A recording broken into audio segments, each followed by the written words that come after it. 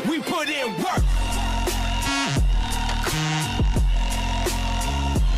Hello, kamusta mga pre? At welcome muli sa ating channel, no? So ngayon lang uli ako nakabalik sa ating pagko-content. Alam nyo na, busy din sa personal na buhay. Anyway, since inilabas na nga na Netflix itong bagong series ng Baki, which is Baki Do, iisa-isahin nga natin itong i-review bawat episode. Pero syempre, kung bagong visit ka pa lang sa ating channel, wag mong kalimutan i-click ang subscribe button para mas updated ka pa sa ating mga susunod na video. So let's dive in. Sa umpisa nga ng episode na to, may kita nga natin itong si Baki Hanma sa isang mataas na lugar na kung saan nga pawis na pawis nga ito. Bali, ang ginagawa nga dito ni Baki nagtitraining nga ito since sa nakaraang series nga nakaharap nga nito ang kanyang ama na si Yujiro Hanma. At sa pagpupursigi nga nito na mas lumakas pa tinakbo nga nito na mabilis ang mataas na hagdanan pababa na halos di na nga sumayad ang mga paa nito. Kung normal na tao ka hindi mo kakayanin yung mga ganitong ka-intense na pagsasanay na halos mapudpud na nga ang mga sapatos nito sa sobrang bilis ng pagkakatakbo niya. Sa kabilang dako naman may kita nga natin itong isang Amerikanong tatuan sa isang underground arena na may belt ng UEC champion. So meaning nga champion nga ito ng UEC underground. At may kita nga din natin na may kalaban nga ito. At nabanggit nga ni Atlas na 7 taon na nga daw siyang champion at marami na nga daw siyang naipanalong mga laban. Nang magsimula na nga ang laban sumugod na nga itong challenger ng isang mabilis na suntok. Pero na-counter agad ito ni Atlas at binalibag nga niya lang itong ng mabilisan at pinagbabanatan na yung challenger. Ang nasa isip nga dito ni Atlas naboboring na nga ito sa mga laban niya dahil gusto nga nito ay may makalaban siyang mas malakas sa kanya. At during interview nga sa kanya ng mga reporter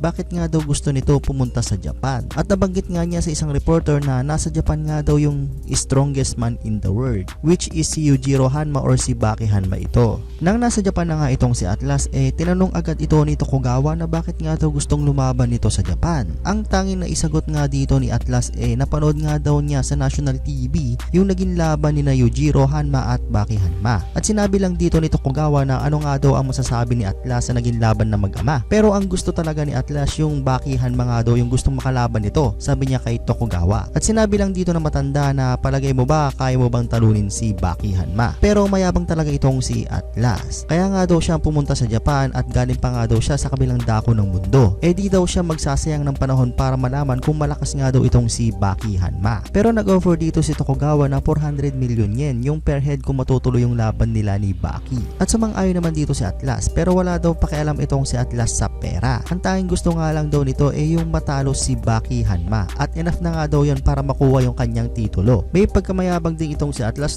nang walang ano-ano nga biglang tinawagan na matanda itong si Baki para maikasa agad yung laban nila ngayong gabi. At huwag nga daw mag-alala si Atlas dahil si Baki hindi tumatanggi basta may lalaban sa kanya. Anyone, anywhere, at anytime. Nang naikasa na nga ang laban, mas nauna nga itong si Atlas sa underground arena at hinihintay ko ang paglabas ng the strongest man in the world na si Baki. Nang palabas na nga itong si Baki naghiyawan nga itong mga nanonood at nagulat nga si Atlas sa appearance ni Baki dahil ang bata nga daw nito sa personal. Dahil ibang-iba nga daw yung itsura nito sa personal kaysa napanood niya lang sa video. At maliit nga lang daw pala itong si Baki na halos kalahati ang kanyang heights. At pinagkamalan pa nga ni Atlas na siguro lightweight nga lang daw itong si Baki. At napansin nga din ni Atlas yung mga scars ni Baki sa katawan na sa batang edad nga parang batak na ito sa laban. Nang pagtingala nga nito may nakita siyang isang halimaw na aura ni Baki. At gulat na gulat nga dito ang mayabang na Atlas na parang nadidiwag na at hindi mawala sa isip niya yung halimaw na aura sa likod ni Baki. Nang tinignan siya ni Baki parang takot na nga ito kay Baki at natulala na lang. Kung hindi pa siya kakausapin ng referee mawawala siya sa kanyang sarili. At dito nga pinapunta na sila sa kanya-kanyang nilang mga piesto. At naisip nga dito ni Atlas na kayang-kaya niya nga daw itong si Baki. At ikinagulat nga ni Atlas yung mga sigawan ng mga tao dahil sinisigaw yung kanyang pangalan. At parang lumaki nga yung ulo ni Atlas dito na confidence sa kanyang sarili na kaya niyang talunin si Baki na isang bata lang. At isa pa dito sinabi ni Atlas na heavyweight nga lang daw siya tapos itong si Baki parang lightweight lang nga. At nabanggit nga niya dito si Manny Pacquiao na kahit si Pacquiao ay hindi lumalaban sa heavyweight na kahit na legendary boxer ito. At dito nga unang nang umatake ng isang mabilis at malakas na sipa itong si Atlas, pero mabilis naman itong nailagan ni Baki. At napansin nga ni Atlas na parang bored nga si Baki sa laban, at sinundan pa nga niya ito ng isang mabilis at malakas na suntok si Baki, pero naiwasan ulit ito ni Baki. Matapos nga ng ginawang combination ni Atlas kay Baki, hinawakan ni Baki yung ulo ni Atlas at piniga nga nito ni Baki, na tila ay parang isang malaking clamp sa ulo ni Atlas ang nararamdaman niya. At nang walang ano-ano, inalog-alog nga lang ni Baki yung ulo ni Atlas dito. Yan ang yabang mo kasi. Nalog-alog tuloy ulo mo. Hanggang na-blackout nga dito si Atlas dahil naalog nga yung utak niya dito. Matapos nun nawalan na nga siya ng malay at dito nga nanalo si Baki sa laban nilang dalawa. Matapos nga ang naging laban ni Baki kay Atlas, pumunta nga itong si Tokugawa sa isang tower na kung saan kasama nga nito ang Prime Minister ng bansang Japan. Nang makapasok na nga sa tower sina Tokugawa at Prime Minister, sinalubong sila ni Mr. Hitoshi na isang project team leader. Habang naglalakad nga sila wala nga kalam-alam itong Prime Minister kung anong meron sa gusaling yon. At tinanong nga niya si Tokugawa about dito. Pero sabi lang ni Tokugawa sa kanya, malalaman niya din ito eventually. Nang pababa na sila sa elevator, takang-taka nga itong Prime Minister dahil 366 meter pababa nga ang pupuntahan nilang lugar. Kahit ako kung first time makakapunta dyan, magtataka din talaga ako kasi napakalalim nun underground facility. At tinanong nga ni Tokugawa kay Hitoshi kung nandun nga daw si Mr. Honor. Pero di talaga mapakali ang Prime Minister kung anong gagawin nila sa 366 meter underground. Nang marating na nila ang pinakababa, halos magulat ng todo ang Prime Minister ng Japan sa secret base ni Tokugawa. At gusto ng kapaliwanagan mula kay Tokugawa, pero sinabi lang ni Tokugawa na siya ang may-ari o siya ang nag-create ng lugar na to. So meaning mayaman talaga itong si Tokugawa, no? At tinanong siya uli ng Prime Minister ng Japan na anong creation ang gagawin nyo dito sa lugar na to. At sinabi lang ni Tokugawa na gagawa sila ng isang human being.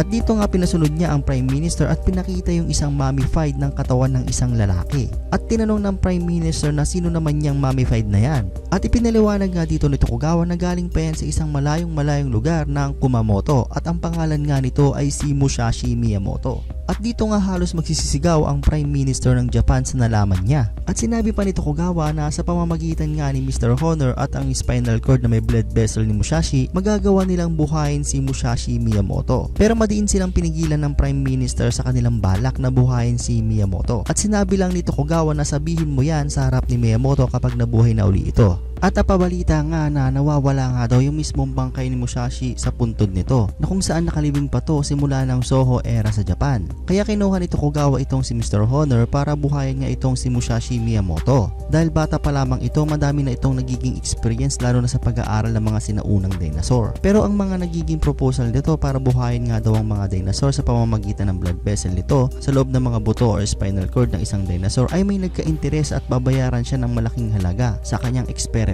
At ito nga si Tokugawa. Kaya pala siya kinontak ni Tokugawa dahil may balak nga itong mag-clone ng isang human being. At meron nga daw siyang fossil o specimen ni Musashi Miyamoto. At ikinagulat nga ito ni Honor dahil kilalang kilala sa buong Japan nga itong legendary swordsman na si Musashi Miyamoto. At dito nagmamadali nga nagpunta sila sa facility na kung saan nandun nga yung mummified na katawan ni Musashi Miyamoto. Nang makita ni Honor tong mummified ni Musashi Miyamoto, bigla na lang niyang sinabi kay Tokugawa na hindi ko na kailangan ng pera mo. Kayang-kaya kong buhayin si Miyamoto at gagawin ko ang lahat mabuhay lang siya. Sa kabilang dako naman, makikita natin itong si Baki na nakahiga at katatapos lang ito ng kanyang intense training. Araw-araw niya kasing routine yung mga ganitong pagsasanay. Habang nakahiga nga siya may naramdaman nga itong kakaibang tibok ng puso. At sinabi niya na hindi daw sa kanya yung tibok ng puso na naririnig niya at nararamdaman niya. At napatanong pa siya sa kanyang sarili kung kanino nga daw yung tibok ng puso na yon. Bakit nga daw niya naririnig yon? At hindi naman daw kina Yujiro at Doppo ang aura na yon at sa mga naging past na kalaban niya. Ang nangyayari pala is sinisimulan na nila Honor ang pag-revive sa legendary samurai na si Musashi Miyamoto. Habang nagja-jogging nga itong si Baki, hindi pa rin mawala sa isip niya yung misteryosong heartbeat na narinig nito noong nakaraan na tila may paparating na malakas na tao. At dito nga natatapos yung Bakido episode 1. Kung gusto niyo ng mga ganitong full Tagalog review, wag mong kalimutan i-hit ang subscribe button at bell button para updated ka pa sa mga susunod nating mga episode. See you in the next video guys. Maraming salamat.